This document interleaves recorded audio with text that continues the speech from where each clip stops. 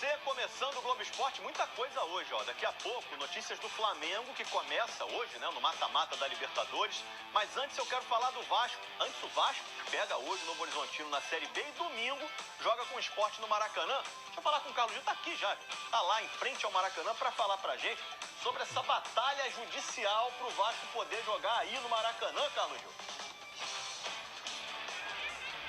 Oi, Escobar, boa tarde para você, boa tarde para todo mundo. A batalha continua. O Vasco conseguiu uma liminar na última segunda-feira. Ontem o Flamengo entrou com recurso para tentar anular essa liminar e no meio tempo o Vasco deu início à venda de ingressos. E os ingressos praticamente acabaram, só restam aí algumas gratuidades e assentos para a torcida do esporte. Bom, o Vasco argumenta que para jogar aqui, tirando o jogo de São Januário, ele se ampara no contrato de concessão que prevê o princípio de isonomia, ou seja, de igualdade entre clubes do Rio na utilização do estádio. Também não há no contrato nenhum limite estabelecido de partidas e é uma questão também de alta procura e de segurança. Já o Flamengo, que administra o Maracanã junto com o Fluminense, é contra, porque acredita que é prejudicial ao gramado, é uma questão técnica. O Fluminense já vai jogar aqui no sábado, na véspera do jogo do Vasco. Na quarta-feira tem Flamengo e Tolima pela Libertadores, e o Flamengo também diz que pode ser aberto um precedente toda vez que o Vasco tiver uma questão de arrecadação, vislumbrar uma boa arrecadação, trazer o jogo para cá, vai apertar demais o calendário. É verdade que essa decisão ainda não saiu, mas sim, por enquanto, o jogo vai acontecer. Vasco Sport, 4 da tarde, domingo, aqui no Maracanã. Antes, o Vasco joga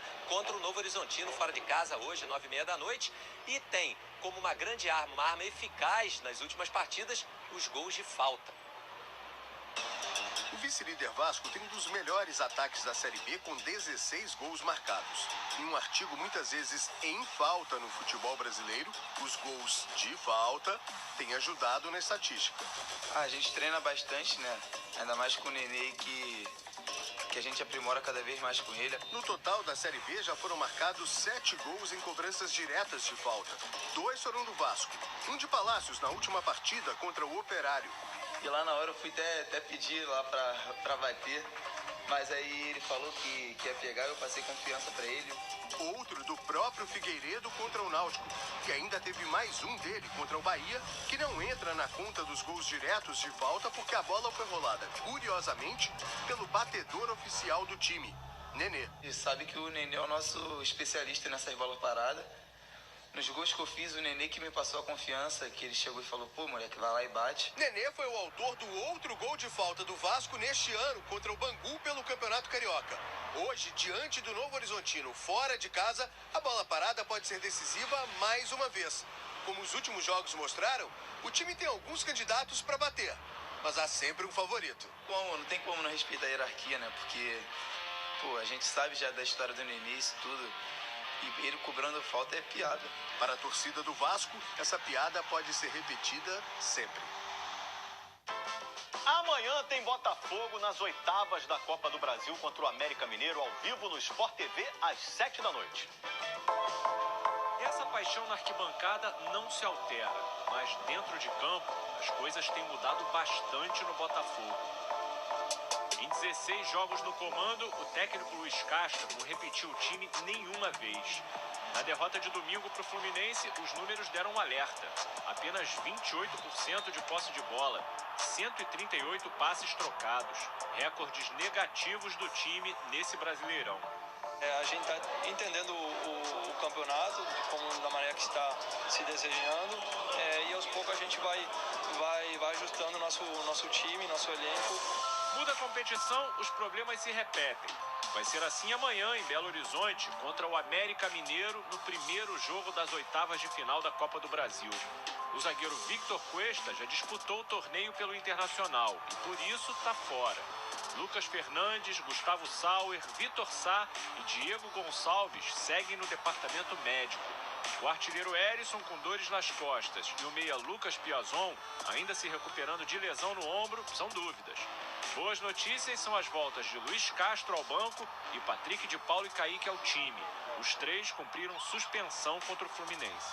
Normal, né? A gente agora tem que virar a chave, já pensar no América. É um jogo de mata-mata, temos que estar muito atentos para a gente trazer um resultado que nos favoreça aqui em casa.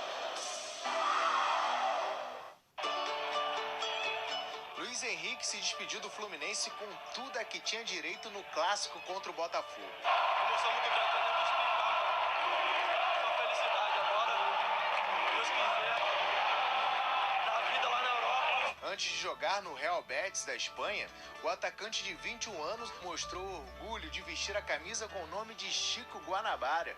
Homem negro, capoeirista, considerado o primeiro torcedor da história do Fluminense no início do século XX. É história aqui no Flusão, hein? Luiz Henrique saiu do Fluminense depois de 120 jogos pelo clube. Deixou uma lacuna que não... Luiz Henrique era o jogador mais talentoso, do recurso técnico, do improviso, do drible. No elenco, há candidatos a substituto. Muita gente dizendo que é o Matheus Martins. Eu acho que é um jogador agressivo, é um jogador de velocidade, de força, mas com menos recurso técnico. Mas tem outras possibilidades. Eu acho que o John Kennedy pode jogar mais perto do cano e você muda um pouquinho o sistema tático. Você tem o próprio Caio Paulista, jogar ele para frente novamente, colocar um lateral de ofício, um lateral esquerdo. Possibilidades não faltam, mas para saber o que está na mente do técnico Fernando Diniz, a torcida vai ter que esperar até sábado contra o Corinthians. Pois é, o Flamengo faz hoje o primeiro jogo das oitavas da Libertadores contra o Tolima na Colômbia. Além de desfalques de jogadores, ele também não vai ter o Dorival Júnior, técnico à beira do campo. Ele foi punido quando ainda comandava o Ceará. O auxiliar Lucas Silvestre é que vai substituí-lo e o Andreas vai jogar e deve ser a última vez pelo Flamengo. Começou assim. Andreas Pereira! Teve o ponto alto. Andreas bateu, golaço! E o momento mais sombrio. Tudo indica que acaba hoje.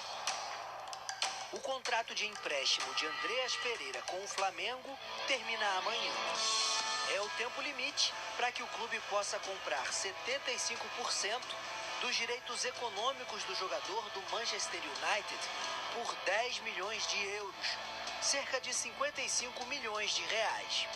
Apesar de o Flamengo ter chegado a acertar o formato do negócio com o clube inglês em fevereiro e de Andreas querer ficar, dificilmente vai acontecer. O interesse rubro-negro mudou nesse período. O clube tentou reduzir o valor do pagamento. E agora o Fulham, também da Inglaterra, aparece disposto a comprar o jogador. Assim, o jogo de ida contra o Tolima da Colômbia, pelas oitavas da Libertadores, deve ser a saideira. Da estreia promissora em agosto do ano passado, passando por um golaço de falta e o erro na final da Libertadores, Andreas Pereira superou a marca de 50 jogos pelo Flamengo. Foi titular na maioria deles, inclusive nos últimos 8. Nesse momento, é um dos destaques do time. A melhor contratação que nós faríamos nesse momento seria a manutenção do Andreas. Versátil em todos os sentidos, participativo, um jogador inteligentíssimo para atuar. Mas muita gente ainda pensa assim. Acredito que ele pode jogar 1, 2, 3 partidas boas, mas na hora que ele errar, a torcida vai trazer todo o histórico e vai prejudicar o futebol dele e até a carreira dele. Só que o volante também conseguiu se redimir com parte da torcida. Por mim, ele poderia ficar mais uns anos. Ele errou e errar é humano. Ele tá jogando muito bem. Para a partida de hoje, Santos, Felipe Luiz e Davi Luiz devem ser titulares. Sem João Gomes, suspenso, e William Arão com Covid, Diego e Thiago Maia são os substitutos prováveis. Andreas tem tudo para começar o jogo, num provável adeus. Boa sorte pro Andreas. Amanhã o Globo Esporte mostra como foi o jogo para você. Tchau, boa tarde.